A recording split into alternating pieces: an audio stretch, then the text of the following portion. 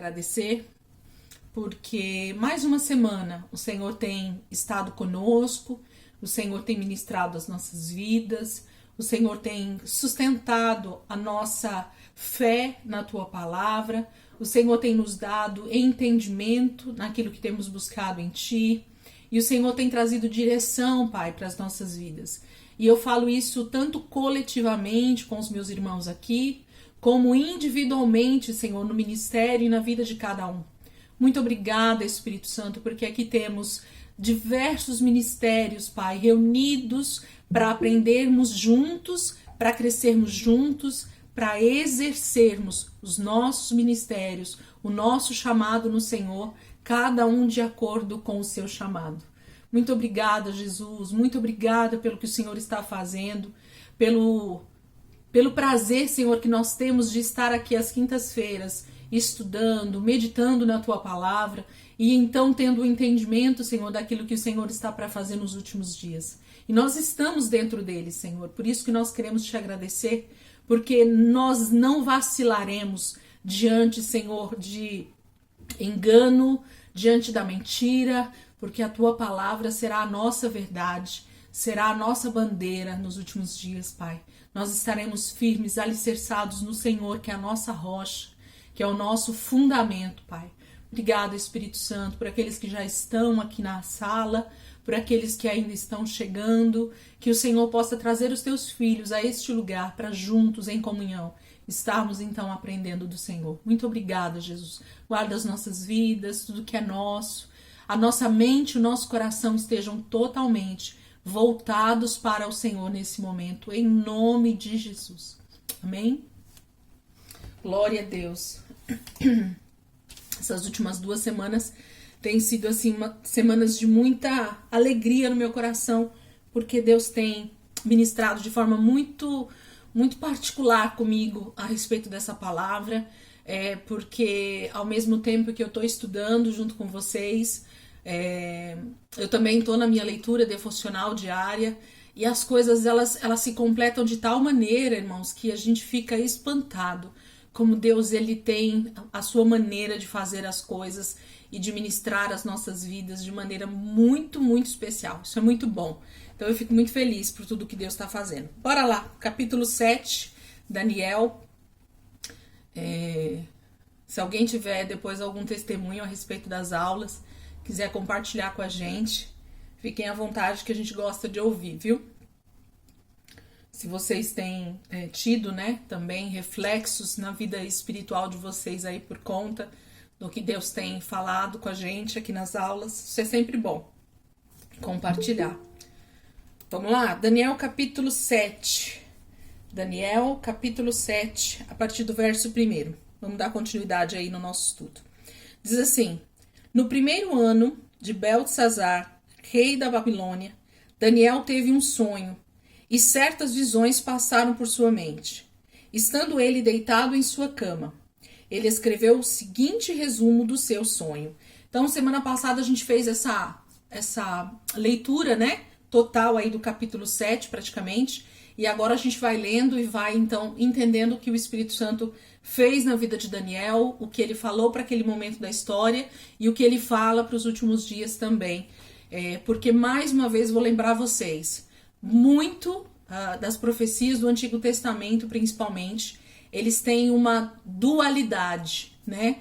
Eles já se cumpriram e ainda vão se cumprir. Lembra que eu falei isso para vocês? Que ao mesmo tempo que muitas palavras já se cumpriram, elas também ainda vão se cumprir. Como assim, Elisângela? Como já se cumpriram e vão se cumprir?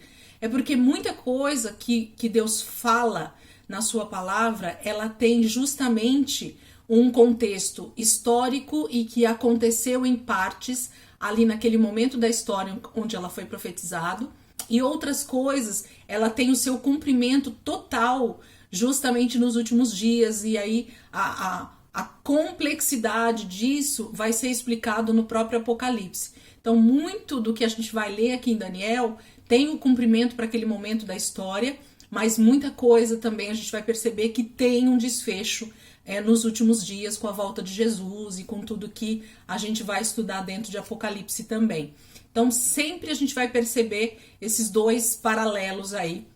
Já se cumpriu e ainda vai se cumprir. Já aconteceu, mas ainda vai acontecer. Então fica aquela coisa mesmo de duplo, né? Parece até de duplo sentido, mas não é não. É que tem coisas que já se cumpriram 100% e tem coisas que vão se cumprir ainda 100% nos últimos dias. Então, o capítulo 7 começa dizendo que no primeiro ano de Belsazar, quem era Belsazar? Só para a gente lembrar o pano de fundo. Belsazar era o filho de Nabucodonosor.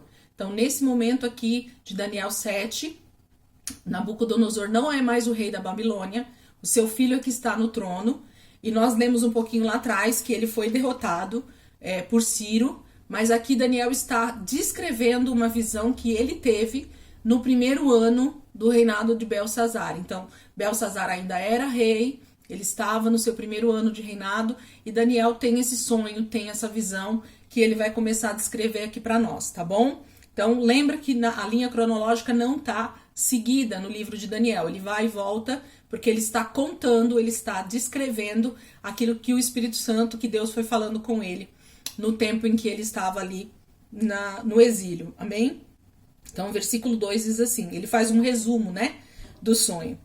Versículo 2, em minha visão à noite, eu vi os 4 ventos do céu agitando o grande mar.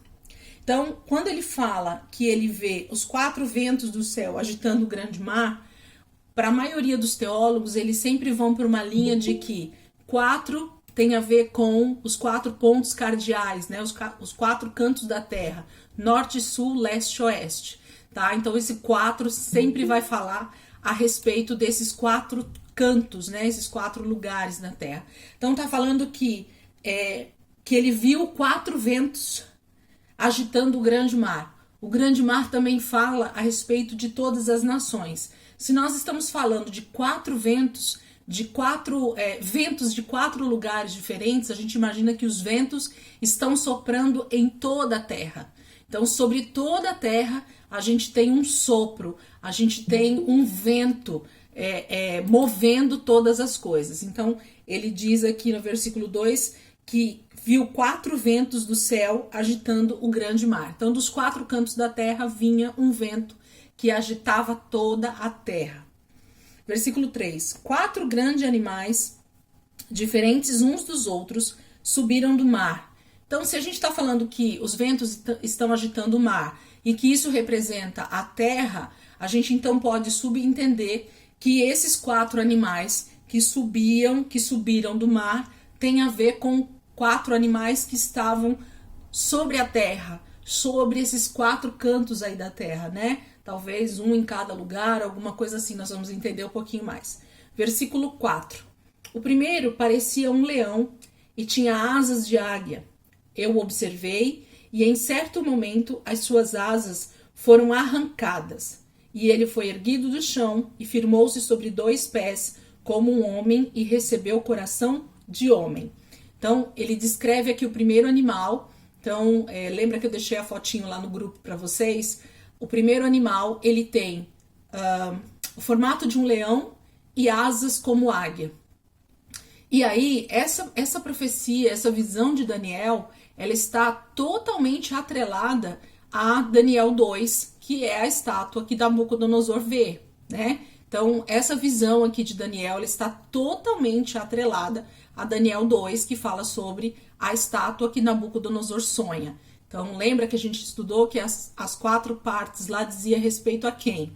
A cabeça de ouro era a Babilônia, o peito e os braços eram, deixa eu lembrar aqui, os Medo-Persas. A terceira parte, que era o bronze, era o Império Macedônio, e a quarta, que era as pernas, né, que era o ferro, era Roma, né? Então, desculpa eu olhar aqui só porque eu misturo muitos nomezinhos aí dos impérios. Mas essa é a sequência. Então, Babilônia, Medo-Persa, Macedônio, né, que é a Grécia, e por último, Roma. Então, precisa ficar muito claro na cabeça da gente essa questão dos 4 grandes impérios, dessa estátua de Nabucodonosor, precisa ficar claro. É quase que a gente tinha que fazer um desenho aí do lado no caderno com essas 4 partes, colocar essas 4 nações que representavam essa estátua do sonho de Nabucodonosor, para que a gente possa então replicar isso agora para a visão de Daniel. É um paralelo, é a mesma visão de uma outra forma que Deus está dando aqui para Daniel, mas está falando do mesmo motivo, da mesma questão. É isso que Daniel está falando. Então, se a cabeça lá da estátua, que era o primeiro império, era a Babilônia, o primeiro animal que sobe do mar, que se levanta, né, na terra, através desse vento que está soprando dos 4 cantos, então a gente já entende que esse primeiro animal é a própria Babilônia, é o reino babilônico, né? Então, esse animal que é um leão com asas de águia.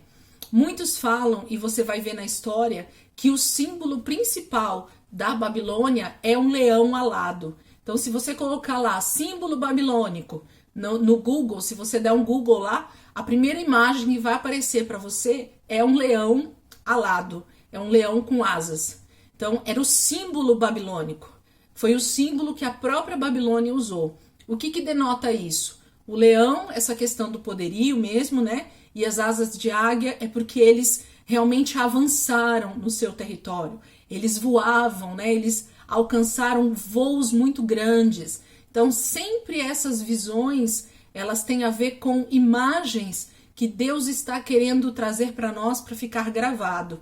Eu ouvi um teólogo uma vez falando justamente sobre essa questão de imagens, né, de tipologias que Deus usa, principalmente no Antigo Testamento, e que para a maioria dos cristãos fica uma coisa até meio difícil de se entender, né?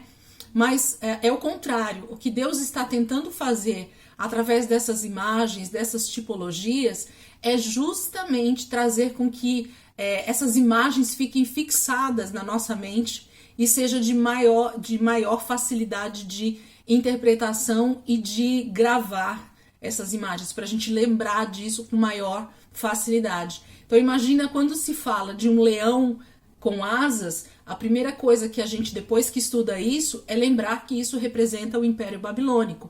Então se você vê uma imagem rapidamente em algum lugar estampado de um leão com asas de águia, o que vai vir na sua mente no mesmo momento? O Império Babilônico.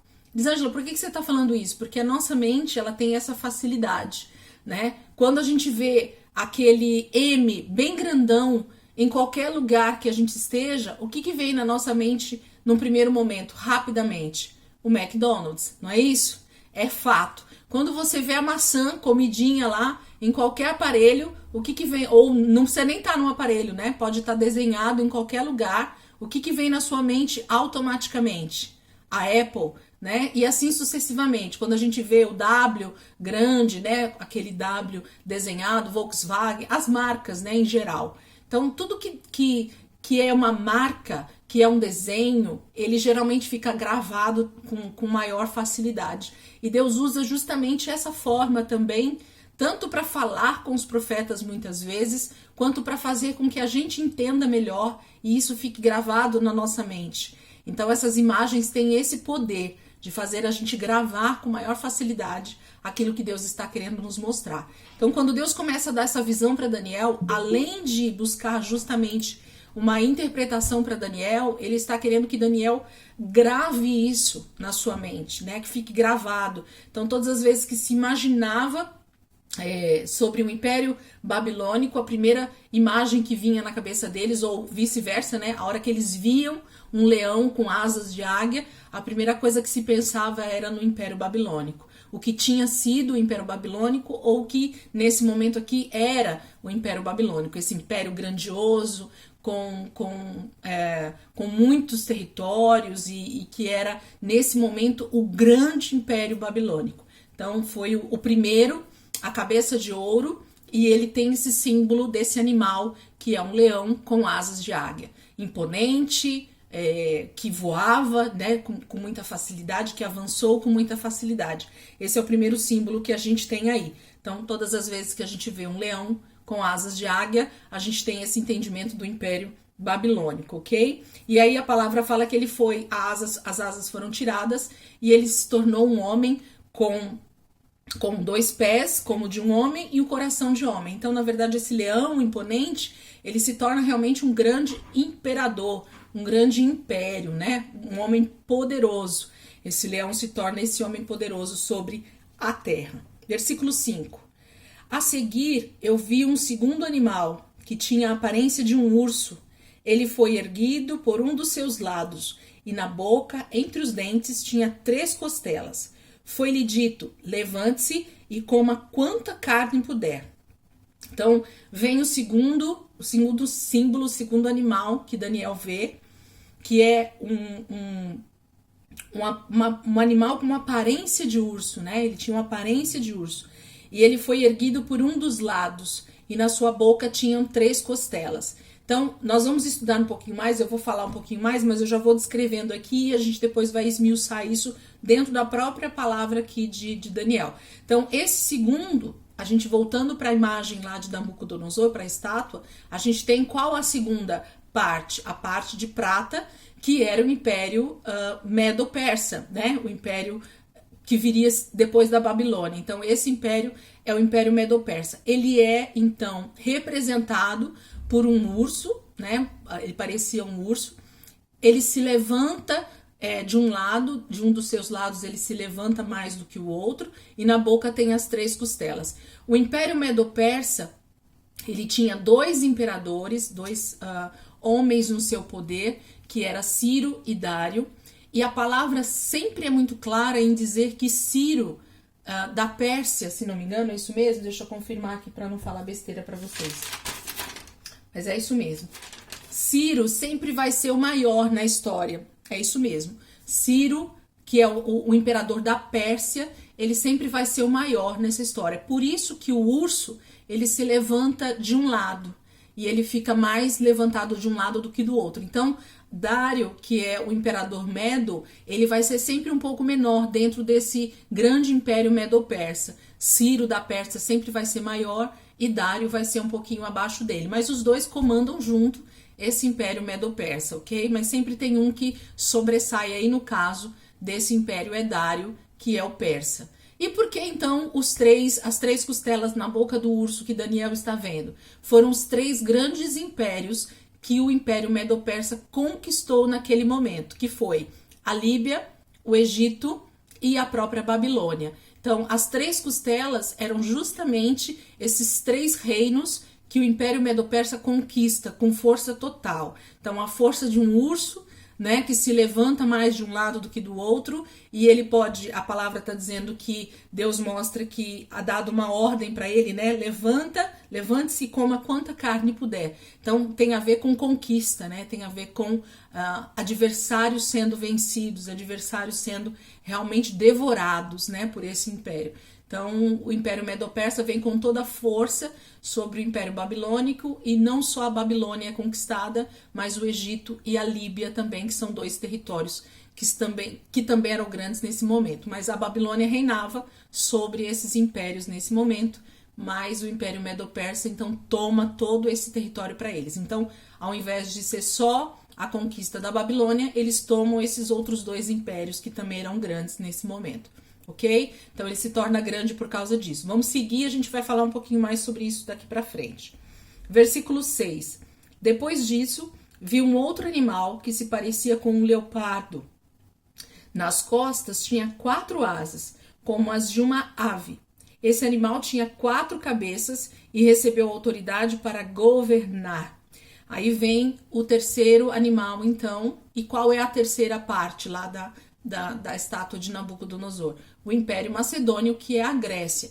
Quem foi o grande imperador grego que começou toda essa conquista para a Grécia?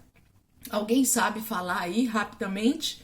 Consegue abrir o microfone e falar para mim? Quem é esse imperador? Quem foi o primeiro, né? Grande Oi? Alexandre o Grande. Você é judiação, né, Ivaldo? Professor de história, gente. Se ele não respondesse para nós íamos brigar com ele. Eu tinha até esquecido do Ivaldo aí na aula, mas é isso mesmo, Alexandre o Grande. Então, para quem conhece um pouquinho de história geral, história, né, das nações aí do mundo vai entender o que eu tô falando. Alexandre se torna, nesse momento da história, um dos maiores dominadores e imperadores que o mundo já tinha visto, né? Então esse homem se levanta com tamanha força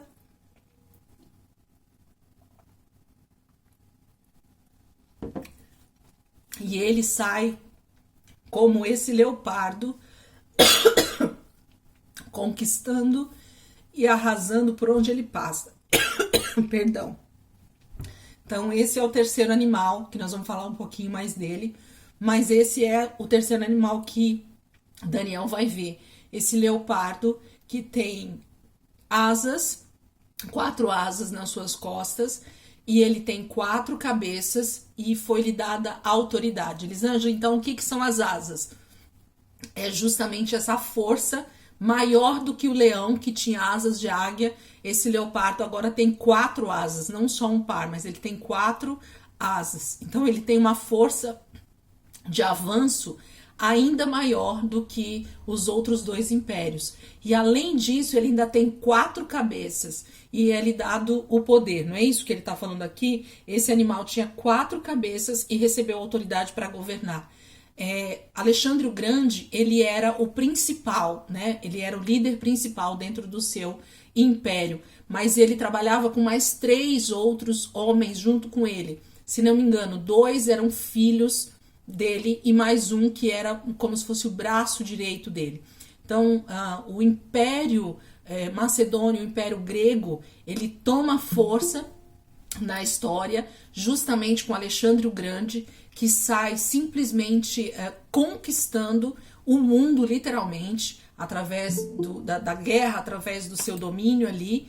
Ele é o cabeça principal, mas ele tem essas outras 3 cabeças extremamente fortes junto com ele para sair conquistando muito mais do que os outros 2 que já tinham vindo anterior a ele. Então, se vocês perceberem, por que eu mandei os mapinhas lá para vocês? Depois abram com calma. Se vocês tiverem, inclusive, uma tela de computador para colocar ali o WhatsApp e abrir no computador, abram para vocês verem e dão uma olhada assim, bem detalhado nos mapas e percebam a grandiosidade do que vai sendo essas conquistas, né? Então a gente tem lá o primeiro babilônico, que é um império grande, poderoso para aquele momento da história, que se torna realmente um império grandioso para aquele momento da história.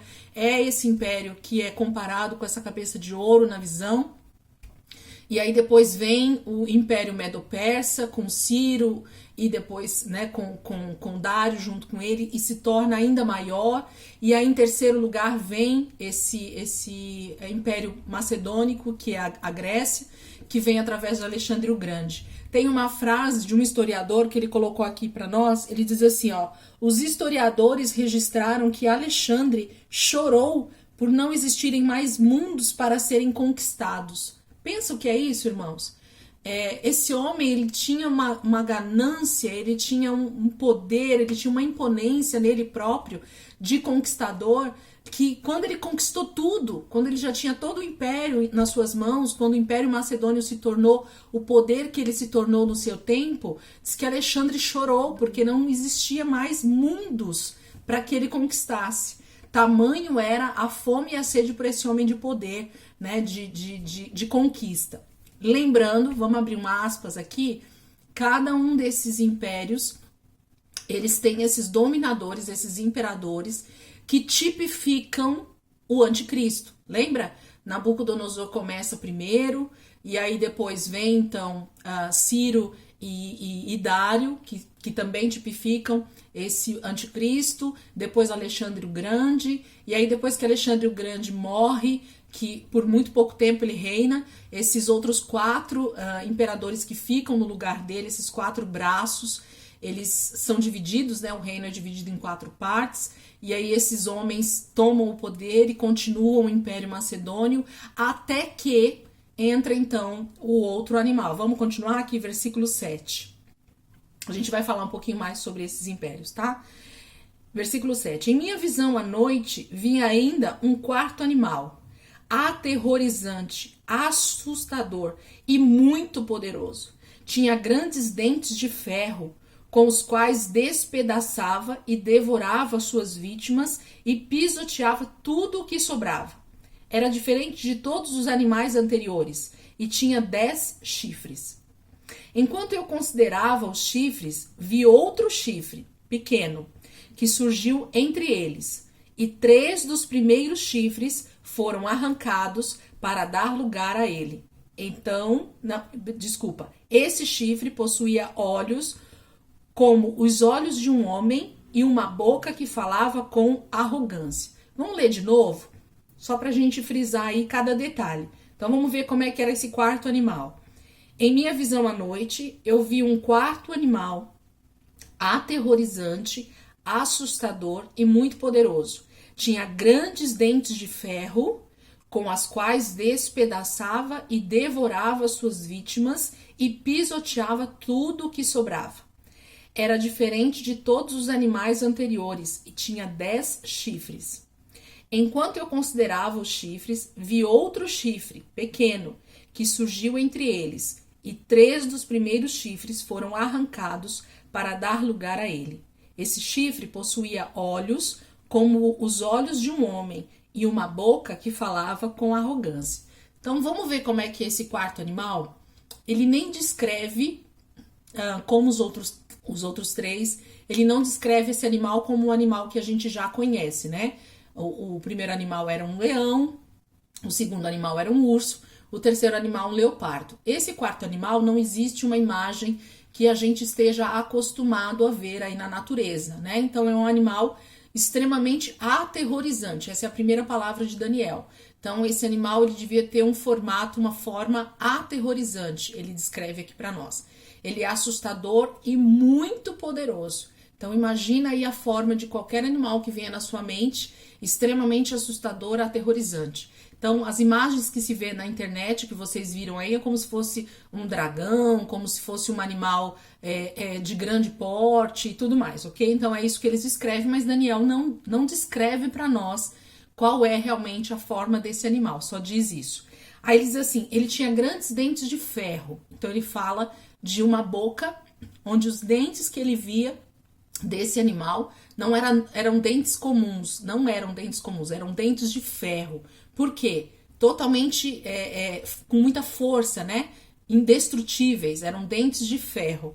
E esses dentes, eles despedaçavam e devoravam as suas vítimas e pisoteava tudo o que sobrava. Então, além de devorar o que sobrava no chão, esse animal pisava, pisoteava o que sobrava.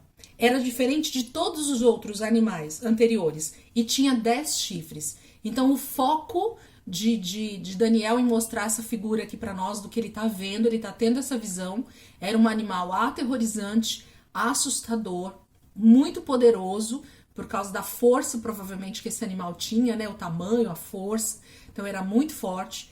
Ele percebeu que os dentes dele eram dentes de ferro, e com esse dente ele devorava tudo que vinha pela frente dele, e ele pisoteava tudo que também tinha. E além disso, ele percebe outro detalhe, que é o mais importante nessa figura. Ele tem 10 chifres. Queridos, chifre na Bíblia significa poder, ok? Significa governo, significa poderio. Então, todas as vezes que a gente percebe chifre na Bíblia, está se falando de poder, do quanto aquela pessoa, ou aquele animal, ou aquela imagem tem poder. Quanto de poder aquela imagem tem. Então está se falando que ele tem 10 chifres, ok? Só que nesses 10 chifres acontece uma coisa. Daniel tá vendo e depois que ele vê os 10 chifres, ele fala que 3 chifres desses 10 são arrancados porque um chifre pequeno está nascendo no lugar desses 3 chifres que são arrancados. Então, você imagina 10 chifres na cabeça desse animal, mas no lugar de 3 que são quebrados, arrancados, nasce um chifre pequeno. E esse chifre pequeno, ele tem olhos como de homem e uma boca que fala coisas arrogantes. Então, pensa que a imagem que Daniel está vendo é uma imagem totalmente diferente de tudo que ele possa ter visto na vida dele, naturalmente falando, lógico, e também espiritualmente. Então, a gente nem pode imaginar o que é um homem tendo uma visão como essa diante dele e ele tendo que descrever isso para nós do que ele está vendo, ok? Então essa é a visão que Daniel está tendo desse quarto animal, que a gente já sabe de antemão que simboliza Roma, o Império Romano, ok? Mas nós vamos segurar um pouquinho que a gente vai falar bastante sobre esse quarto reino. Vamos continuar a leitura? Versículo 9. Enquanto eu olhava, tronos foram colocados e um ancião se assentou. Sua veste era branca como a neve, o cabelo era branco como a lã. Seu trono era envolto em fogo e as rodas do trono estavam em chamas. De diante dele saía um rio de fogo. Milhares de milhares o serviam. Milhões e milhões estavam diante dele. O tribunal iniciou o julgamento e os livros foram abertos. Então, essa sequência aqui de versículos que a gente está lendo aqui do 9 e o 10, fala de que Daniel, depois que ele vê esse animal grande e aterrorizante, ele então tem uma visão, junto com essa visão, ele tem uma visão do trono de Deus, ele tem a visão do próprio Deus, ele tem a visão de milhares e milhares de pessoas que estão servindo ali no trono de Deus, e ele está tendo aquela visão celestial, ele está tendo uma visão do próprio Deus, do trono de Deus, e ele tenta então descrever para nós essa visão que ele está tendo, ok? Essa é a imagem que Daniel está mostrando aqui para nós no versículo 10 e 11.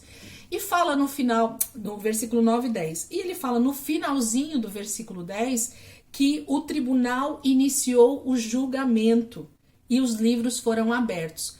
Então, nós percebemos que esse ancião que está no trono, ele vem para julgar. Julgar o quê? Julgar as nações. Então, nós vamos ver muito essa figura justamente no livro de Apocalipse. Então, guarda essa visão que Daniel está tendo, porque ela vai se encaixar perfeitamente no julgamento de Deus sobre as nações. Então nós estamos falando, lembra que eu falei para vocês que ao mesmo tempo que tinha um cumprimento aqui acontecendo no tempo de Daniel, existiam coisas que ainda iriam acontecer e existem coisas que ainda vão acontecer nos últimos dias, realmente na volta de Jesus. Então essa visão que Daniel está tendo depois do quarto animal, está se falando do trono de Deus. E esse ancião, tem bíblias que tá assim, um ancião de dias, né? Ele está ali agora diante de Daniel, Daniel tá vendo o trono de Deus se mover, vindo em direção a esses reinos, vamos dizer assim, e Deus começa um julgamento, Deus começa um tribunal para julgar todas essas nações. Então a gente sabe que haverá um julgamento de todas essas nações que se levantaram justamente para ir contra, muitas vezes, a palavra de Deus,